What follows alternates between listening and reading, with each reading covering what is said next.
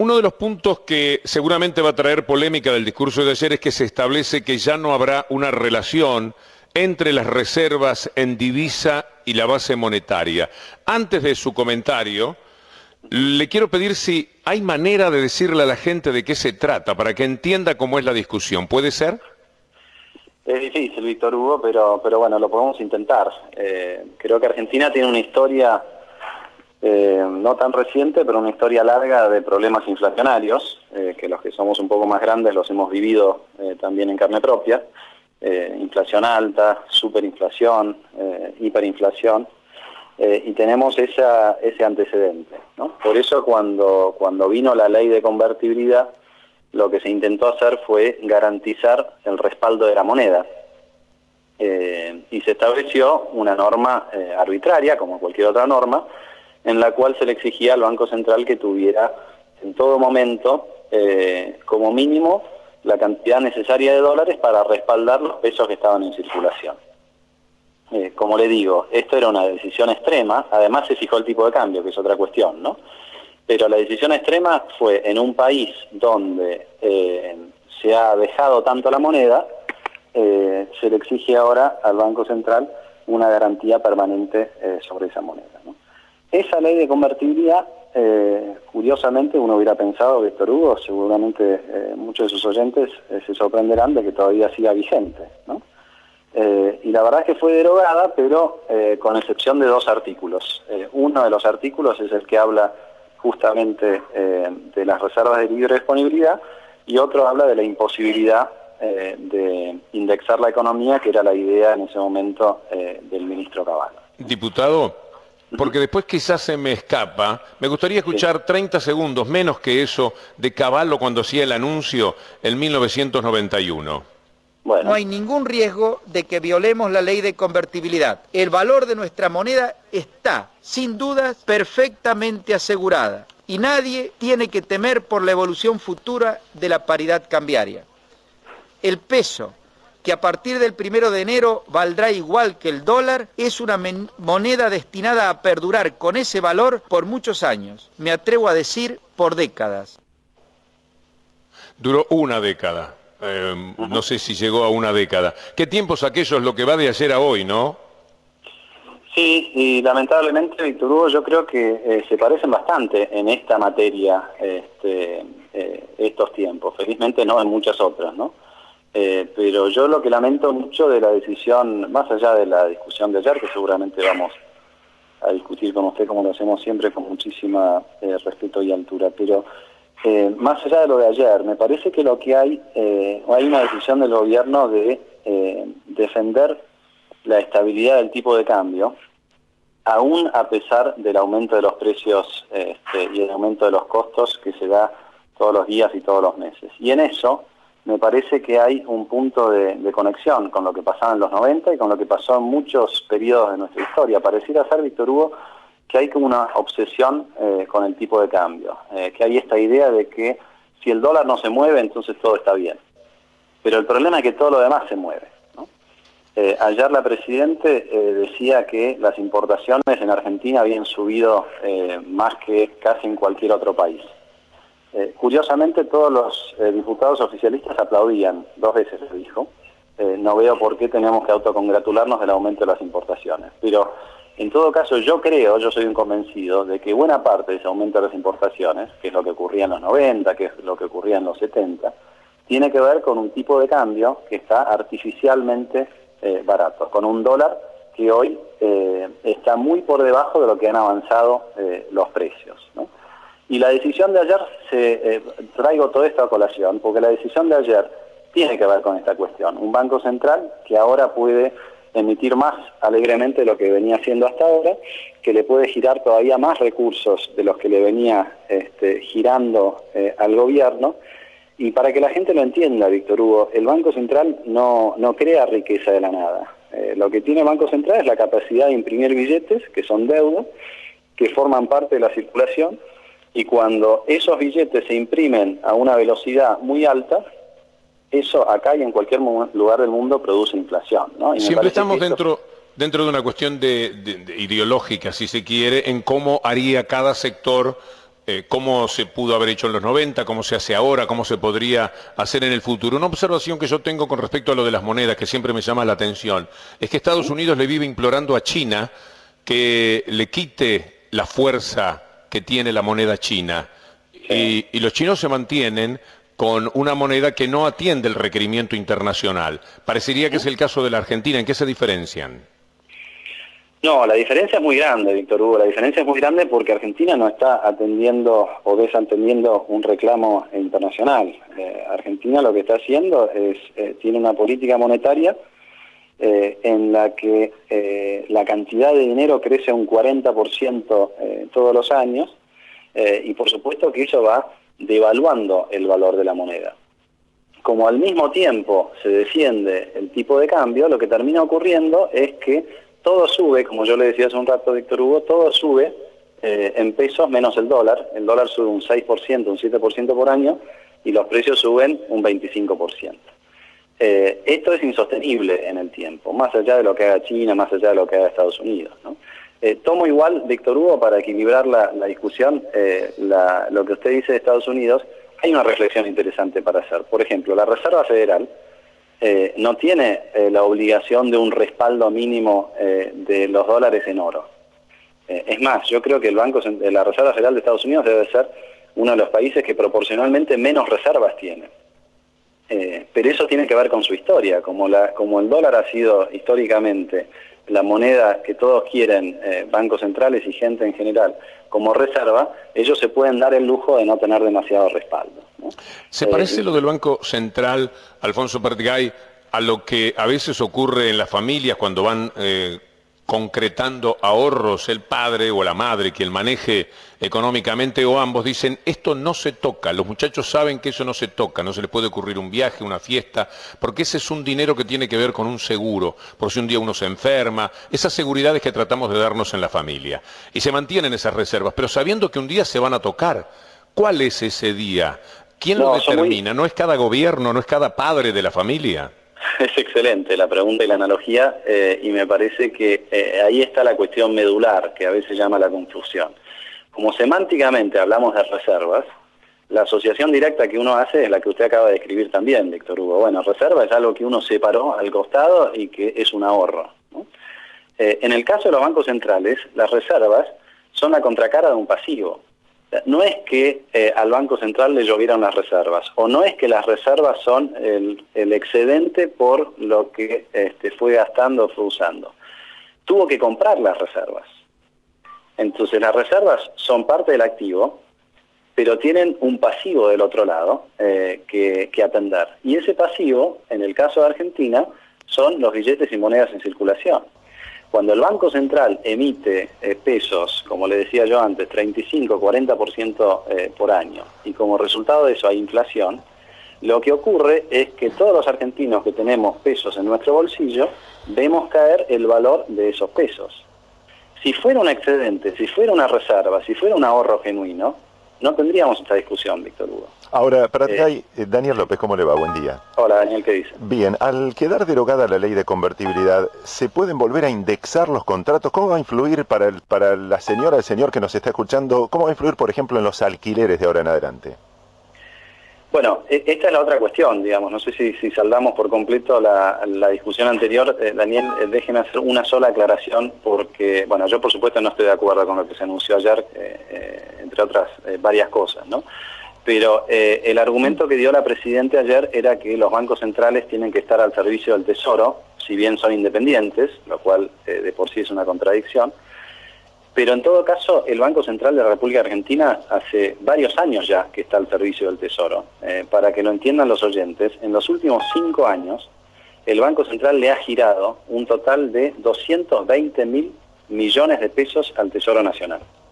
Y lo repito para que quede claro, 220.000 millones de pesos. El año pasado nomás, Víctor Hugo y Daniel, 85.000 millones de pesos. Vale decir, más de 20.000 millones de dólares. Este ya es un banco central que está al servicio del Tesoro. Volviendo a la pregunta concreta de la indexación, yo les decía hace un rato que hay 2 artículos que subsisten de la ley de convertibilidad, como bien dice Daniel. El segundo es el que prohibía la indexación. En la lógica de Cavallo, en esos 30 segundos que nos pasaron, era al atar yo, fijar el tipo de cambio en 1 y al atar la cantidad de dólares a la cantidad de pesos en circulación, elimino de un plumazo la inflación. Por lo tanto, no hace falta indexar, prohíbo la indexación para que no hayan desacomodes, desajustes de precios. Creo que este es un tema grave ahora, y no en otro momento. Me parece que en otro momento se podría haber eliminado la prohibición de indexar y esto hubiera ayudado, como dice Daniel, en los alquileres y demás. Ahora es muy peligroso porque con una inflación del 22-23%, agregarle la variable indexatoria corre el riesgo de acelerar la inflación y de agregar más inercia inflacionaria. No sé si me estoy explicando bien. Sí. Esto ya está liberado, ya se va, desde los próximos contratos de alquiler ya se pueden indexar. La verdad que no lo sabemos, Daniel, porque bueno, yo concretamente no he visto el proyecto de ley de derogación de la ley de convertibilidad. Yo hace tiempo que tengo ganas de derogar la ley de convertibilidad porque es un sinsentido, ¿no? Hace tiempo que ya no la tenemos a la ley de convertibilidad y siempre me chocaba con esta dificultad, la de la indexación de precios, ¿no? Por supuesto que lo que se está haciendo ahora no tiene nada que ver ni con indexación de precios ni con otra razón más que hasta ahora la ley de convertibilidad le servía al gobierno para usar reservas siempre que hubiera reservas suficientes, las reservas de libre disponibilidad. Como ya no hay más reservas de libre disponibilidad porque las usaron todas, entonces ya no les sirve más la definición de la ley de convertibilidad, entonces hay que derogar la ley de convertibilidad para poder seguir usando las reservas. ¿Se entiende cuál es la lógica? Pero el tema de la indexación es un tema central. Yo quisiera ver el proyecto de ley antes de poder responder esa pregunta. Claro, porque todavía no está definido. Pratgay, Cintia García lo saluda. Muy bien. Usted hablaba recién sobre las reservas y el aumento de pesos en el mercado que provocaría una tendencia inflacionaria. Ahora, el Banco Central está utilizando políticas monetarias justamente para sostener las reservas y controlar el tipo de cambio, que son, por ejemplo, qué sé yo, venta de títulos Leblanc y Novak, retirar el excedente de pesos del mercado, las políticas monetarias que tiene a mano el Banco Central justamente para que este desbalance de la mayor oferta de pesos en el mercado no se produzca. ¿Esto es así? No, no es así porque si no, no tendríamos una inflación del 25%. El Banco Central tiene como objetivo que no se mueva mucho el tipo de cambio. Tiene la obligación, porque así se le indica al gobierno, de comprar todos los dólares necesarios para poder girárselos después y pagar las reservas. Y esos dos objetivos son contradictorios. Por más que después, como usted bien dice, absorba pesos vía LEVAC, se ve que no absorbe lo suficiente, porque al final lo que queda en circulación es un aumento del 35% anual, y como yo le decía, salvo ocasiones muy especiales, no hay experiencias de la historia en donde uno pueda emitir alegremente todos los años al 35% sin que haya inflación. Esto no quiere decir que toda emisión es inflacionaria. Quiero dejar eso en claro porque si no, pareciera ser que el libro de los de Chicago es correcto. Es más, nosotros cuando estuvimos en el Banco Central, para ser más específicos, veníamos de un momento muy complicado donde había desaparecido la actividad económica y demás, y nosotros dimos la pelea contra el Fondo Monetario en ese momento y convencimos al Fondo Monetario de que no era un problema emitir. Y en el 2003 nosotros emitimos al orden del 30%, la inflación fue solamente del 3%. ¿Pero por qué podíamos hacer eso? Porque había capacidad ociosa, porque había una tasa de desempleo muy alta, como ustedes saben en ese momento. Las condiciones cambiaron, en ese caso para bien, y por lo tanto habría que haber ajustado también la política monetaria. Lo que se podía hacer entonces ya no se podía hacer hoy. Para que quede claro, nosotros durante mi gestión en el Banco Central, la tasa de interés era del 1% anual. Con esto lo que quiero decir es que se puede conducir la política monetaria de buena manera sin que esto provoque inflación. Ahora, ¿se puede conducir la política monetaria, Alfonso, sin todos los otros elementos a considerar en la vida de una sociedad? Porque hay que ver también niveles de desocupación, de falta de trabajo, de escaso apoyo a las pymes, que son las que finalmente terminan dando mucho trabajo. Son tantos los elementos que a veces, quizás, hasta las personas que saben, miran tan solo uno de los elementos, una de las variables, porque esto seguramente del Banco Central se debe integrar con toda una política, con toda una idea, equivocada o no, que se tiene por parte del gobierno. Se debe integrar con la realidad. Después podemos discutir, y ahí quizás no estemos de acuerdo, Víctor Hugo, si se debe integrar con la política. Y entonces definamos bien realmente si el Banco Central tiene que ser o no independiente. Pero me quedo con lo primero, por supuesto. O sea, si uno cree que el presidente del Banco Central es un científico loco que está con su computadora decidiendo sobre números y olvidándose de la gente, por supuesto que eso es equivocado y eso no es el presidente del Banco Central que queremos. Uno está, por lo menos mientras estábamos nosotros, mirábamos todas estas variables, Víctor Hugo, que usted plantea, lo teníamos en cuenta y buscábamos el equilibrio. También sabíamos en qué podíamos aportar y en qué no podíamos aportar. Por ejemplo, crédito a las pymes. Me parece que eso no es materia de influencia directa del Banco Central. El Banco Central puede modificar algunas regulaciones, nosotros lo hicimos en su momento. Obligamos a los bancos a que le perdonaran a las pymes que habían sido castigadas durante las 90 para volver a retomar el crédito. O sea, desde la regulación se puede hacer una cantidad de cosas. Pero desde la acción hay algunas cuestiones que son competencia directa del gobierno, del Tesoro, y otras del Banco Central. Pero suscribo a lo que usted dice. Como usted sabe, yo respeto mucho y admiro la trayectoria de un gran economista que fue Keynes, mal comprendido muchas veces acá en Argentina. La mejor cosa que tenía Keynes es que era mucho de todas otras cosas y poco de economista. Era un artista, era un filósofo, era un matemático, estaba casado con una bailarina rusa. Tenía una visión de la vida muy ecléctica que le permitía ser un buen economista. Yo suscribo a eso, digamos, la idea del presidente del Banco Central que está de espaldas a la gente y que simplemente quiere cumplir con un número, no es una idea que yo voy a apoyar. Ahora, a mí me gusta pensar a veces la economía más como un arte que como una ciencia, y a veces me parece que hay tanta distancia entre considerarla de una u otra manera. Por ahí un ama de casa me entiende perfectamente cómo es lo que quiero decir del arte, pero trasladado ya a las grandes ligas, a donde juegan ustedes, porque la cuestión científica, yo le he tomado mucho miedo. Todo lo que hace el Fondo Monetario Internacional es científico, todo lo que han hecho los hijos de Chicago, con Cavallo a la cabeza, es científico, todo tiene que ver con las ciencias económicas. Nos ha ido muy mal. El mundo está pavorosamente mal, con millones y millones de desocupados, y todo tiene que ver con los científicos. Quizás el arte de lo posible, el día a día, la libreta del almacenero, el arte que tenemos que ejecutar cada día en la economía, termina siendo más útil. No sé qué opina usted de esta consideración entre arte y ciencia. Sí, yo diría, a ver, si me permite insertar una vía alternativa. Yo creo que la ciencia, la economía es una ciencia, pero es una ciencia social. Acá está la gran diferencia, digamos, ¿no? Comparto que se debe manejar más como un arte que como una ciencia, porque son muchas más las cosas que no sabemos que las que sabemos como economistas. Pero en el fondo es una ciencia social que tiene que tener en el centro el individuo, el hombre, digamos. El problema de la parte ortodoxa de la ciencia económica, que como usted bien dice, está detrás de los problemas que hay afuera y de la gran crisis internacional, es que por algún momento los economistas creyeron que la realidad social se podía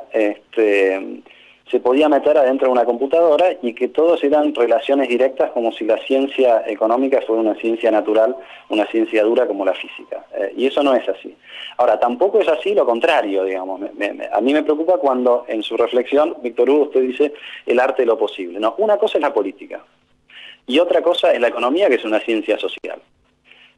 Y me parece que la ciencia social de la economía tiene que estar subordinada a la política, pero tampoco creo que la política tenga que estar dictando todo el tiempo lo que hace la economía, porque si no después caemos en algunas demagogias, en algunos populismos, que son lo que yo intentaba describirle en la introducción primaria. No podemos olvidar, Víctor Hugo, usted no se olvida, yo no me olvido, era un poco más joven, pero no me olvido, lo que era vivir con alta inflación. Yo me acuerdo la primera vez que tuve la suerte de viajar afuera, en un intercambio con mi colegio, yo tenía 17 años, le mostraba a los colegas de afuera un billete de $1.000.000 de pesos y no podían creer, ¿no? Y eso no fue hace tanto. Y eso pasaba justamente porque en ese momento se creía que todo valía, ¿no?